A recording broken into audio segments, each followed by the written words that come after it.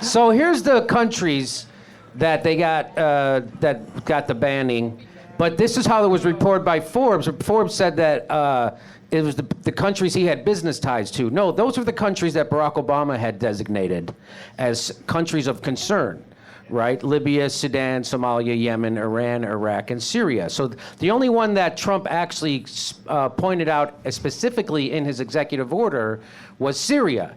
And the rest of them were already in the Department of Homeland Security's dossier ready to go as nations of concern. In fact, Barack Obama had, well, first of all, let's talk about so it wasn't that. It wasn't his business ties. It wasn't that shit. So what's happening, what it looks like, and I don't know about this, I'll know more in a couple weeks. It looks like everybody's going to be colluding to get him impeached. Yeah. And then, but then Mike Pence becomes president, and the Democrats go right fucking back to being shitty Democrats. And we're living in the Handmaid's Tale. And Pence is worse. Yes. I mean... And it will be worse, because again, Trump makes everybody upset, everybody's aware of what's happening. As soon as he goes away, and everybody, oh, Pence he's just a regular fucking maniac. Democrats and all the Hillary Democrats will act like it's a huge victory, and they will go back into the bushes. Yes. And we won't. By the way, this is a good country. The big one here, Saudi Arabia. They do some good stuff. When there was a fire at a school, they wouldn't let the girls come out because they didn't have their head things on, so they just all died. So they're our friends. Oh my God. They let girls burn to death because otherwise they'd come outside with their hair. So would you rather pay? I mean, what do you do then?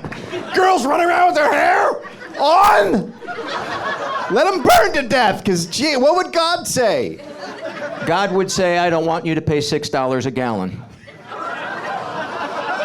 Shit. Well, this is awkward.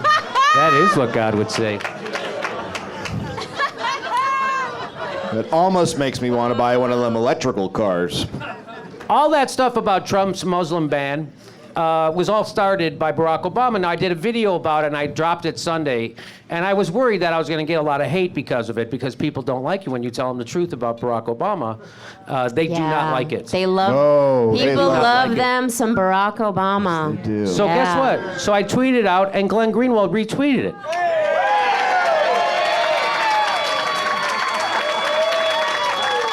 So I felt good. He says, good background from Jimmy Dore on how and why these 7 countries ended up in Trump's policy. So I told you it was Obama who first did that. And by the way, they have stopped.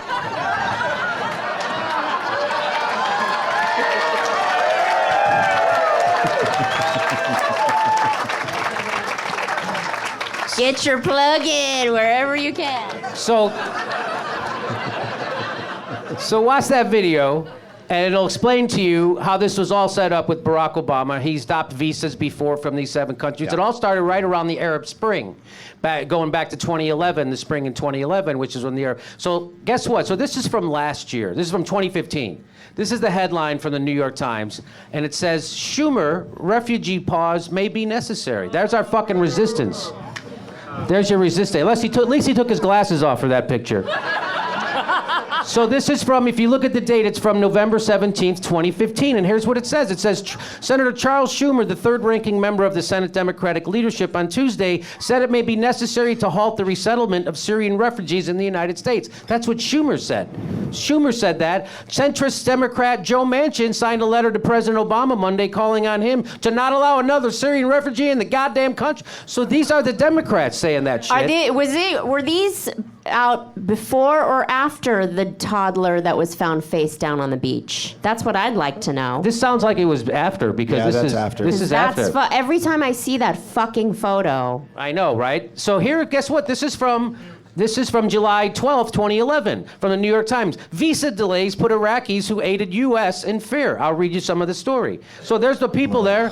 You see them, right? So it says terrorism fears in the United States are all about halting visas for Iraqis, even those who risk their lives aiding the American war effort, making them especially vulnerable ahead of the planned American military withdrawal. The Obama administration has required new background checks for visa applicants, reacting to a case in Kentucky in which 2 Iraqi immigrants were arrested on suspicion of ties to an insurgent group, according to American officials in Baghdad. Advocates say that the administration is ignoring a directive from Congress to draft a contingency plan to expedite visas should those Iraqis who work for the United States government, especially interpreters for the military, come under increased threat after military forces are drawn down at the end of the year. Just to let you know, in South Iraq, when the British forces pulled out, they killed all the hundreds of interpreters. They killed them all. As soon as the British pulled out, they killed them. So that's why these people needed those visas, and the Barack Obama's administration was not giving them. In fact, they stopped them altogether. Here we go. Their story is a common one. A brother was kidnapped and tortured, and the children were bullied in a schoolyard, accused of being spies, even by the principal. This is in Iraq,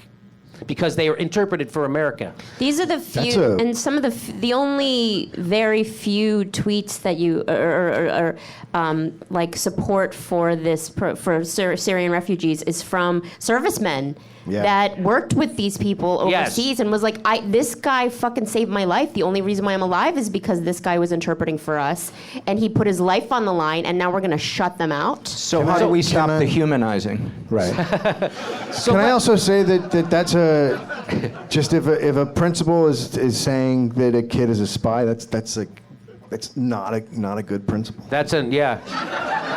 Just from a scholastic point of view, I think it hampers the learning process. So just remember, Chuck Schumer is a Democrat in the same way Walmart is a small business, okay?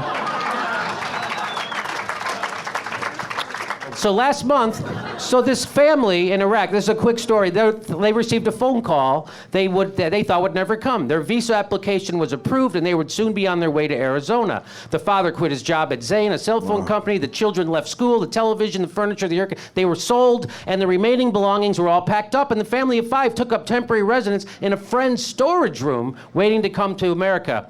The week before the flight, another phone call came, this time with bad news. The departure was delayed indefinitely and without explanation. And in the article it says, not enough people in the Obama administration care about this topic. So there's a lot more to that story, but they did the exact same shit in 2011, and then Chuck Schumer wanted to do that shit in 2015. But now, guess what? Now that Donnie Tanahans is doing it, everybody's awake and everybody's at the airport, which is a good thing. So now people are aware of this shit. So when we get rid of Donnie Tanahans, we can't go back to fucking sleep. That's what I'm talking about. And people get upset. Amen. Right, but when you... Amen. Like, I was with you on this, and then when I found out he worked for Zain, they have terrible customer service. So at that point, I'm like, you're like the Iraqi Comcast. So I'm kind of out. I think I'm getting it from all the Trump guys on Twitter now. It's like, oh, really? Did you say that about Obama when he was bombing? Yeah, Yeah, I did. Yeah, some of us did, actually. We're not all a bunch of fucking assholes. Yeah, actually, yeah. I did.